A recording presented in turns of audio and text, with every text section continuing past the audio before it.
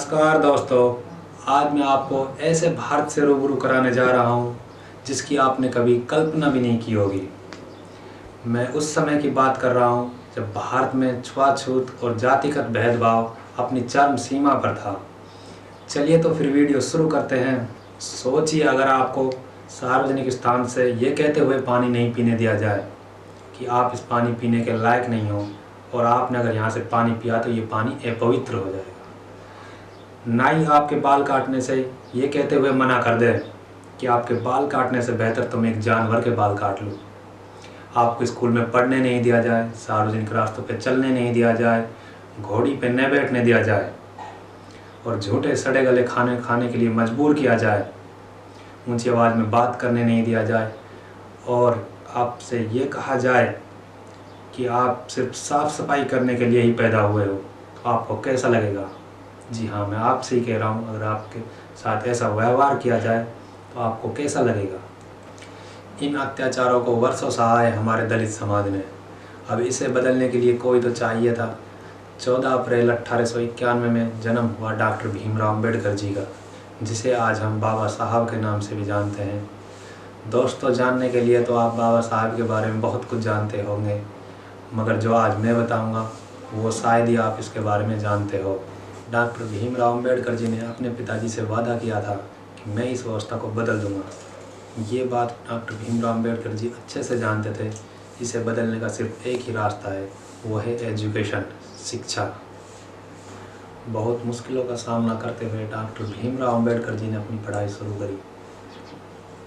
पढ़ाई के दौरान उसे छुआछूत, ऊंच नीच जैसी बुराइयों का सामना करना पड़ा। अपनी उच्च शिक्षा के लिए डॉक्टर भीमराव अम्बेडकर जी स्कॉलरशिप की मदद से अमेरिका चले गए, जहाँ पर भी उन्हें इन बुराइयों का सामना करना पड़ा, लेकिन उसने हार नहीं मानी और कोलंबिया विश्वविद्यालय से अर्थशास्त्र, समाजशास्त्र, दर्शन शास्त्र, इतिहास और मानव विज्ञान में एमए पास किया। मगर दुनिया के साथ साथ कुदरत भी बाबा साहब के इम्तिहान ले रही थी। पैसे ना होने के कारण पहले बीमार पिताजी, फिर एक के बाद एक 4 बच्चे मौत के शिकार हो गए। वो भारत वापस आ गया। बड़ौदा राज्य के सेना सचिव के पद पर उसने नौकरी प्रारंभ करी। इतने ऊंचे पद पर पहुंचने के बावजूद भी लोगों ने उसे छुआछूत बंद नहीं करी।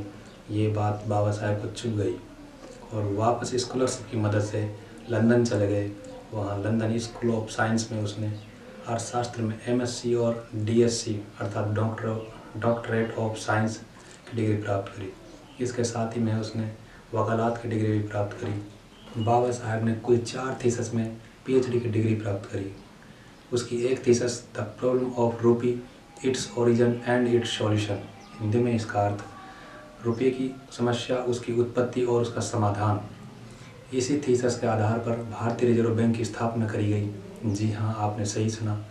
वर्तमान भारतीय reserve bank doctor Bhimrao Ambedkar ji के आइडियाज़ पर काम करता है, लेकिन कुछ लोग इतिहास को बदलने की नाकाम कोशिश कर रहे हैं। बाबा साहब ने एक अपने स्पीच में कहा था, जो लोग इतिहास भुला देते हैं वो कभी इतिहास नहीं बना सकते। 1923 में डॉक्टर भीमराव अम्बेडकर जी अपनी पढ़ाई पूरी करके भारत आने के साथ ही अपने अधिकारों के लिए सत्याग्रह का रास्ता अपना लिया, जिसके चलते उसे बहुत सी चुनौतियों का सामना करना पड़ा। डॉक्टर भीमराव अम्बेडकर जी ने लोगों को जागरूक करने के लिए कई समाचार पत्रिकाएँ चलाई, जिनमें उसने कहा कि शिक्षित बनो, संगठित रहो और उत्तेजित बनो, तभी हमें अपने अधिकार मिल सकते हैं। डॉक्टर भीमराव अम्बेडकर जी ने कहा था, मुझे वो धर्म पसंद है जो स्वतंत्रता, समानता और बंधुत्व सिखाता हो। इन्हीं विचारों के चलते डॉक्टर भीमराव अम्बेडकर जी ने बौद्ध धर्म स्वीकार कर लिया। डॉक्टर भीमराव अम्बेडकर जी ने देश को आज़ादी दिलाने में महत्वपूर्ण भूमिका निभाई और देश के विभाजन का विरोध किया। आप सबको पता है डॉक्टर अम्बेडकर जी ने संविधान को बनाने में कितनी महत्वपूर्ण भूमिका निभाई और हमें वो सब अधिकार दिलाए जिनके हम हकदार थे, और अपने पिताजी से किया हुआ वादा पूरा किया। संविधान तैयार होने पर डॉक्टर भीमराव अम्बेडकर जी ने कहा, वास्तव में मैं कह सकता हूँ अगर कभी कुछ गलत हुआ तो इसका कारण ये नहीं होगा कि हमारा संविधान खराब था, बल्कि इसे उपयोग में लाने वाले व्यक्ति अधम थे। वर्तमान में बाबा साहेब की बात सत्य होती हुई नजर आ रही है। इस वीडियो में आपको सीखने को मिलता है शिक्षा का महत्व, अर्थात इम्पोर्टेंस ऑफ एजुकेशन। कहते हैं शिक्षा वो शेरनी का दूध है जो इसे जितना पिएगा उतना दहाड़ेगा। दोस्तों, शिक्षित बनिए, संगठित रहिए और उत्तेजित बनकर अपने अधिकारों की मांग करिए। दोस्तों, मेरी आपसे रिक्वेस्ट है कि गंदी वीडियो को शेयर ना करते हुए अच्छी वीडियो को शेयर करिए, ताकि हमें और हमारे देश को अच्छे लोग मिले। तो वीडियो को ज़्यादा से ज़्यादा शेयर करिए और लाइक करिए, और ऐसी और अच्छी वीडियो देखने के लिए मेरे चैनल को सब्सक्राइब करिए। दोस्तों, मैं अभी सीख रहा हूँ, आपके सुझाव मेरे लिए महत्वपूर्ण हैं। आप अपने सुझाव नीचे कमेंट बॉक्स में लिख सकते हैं।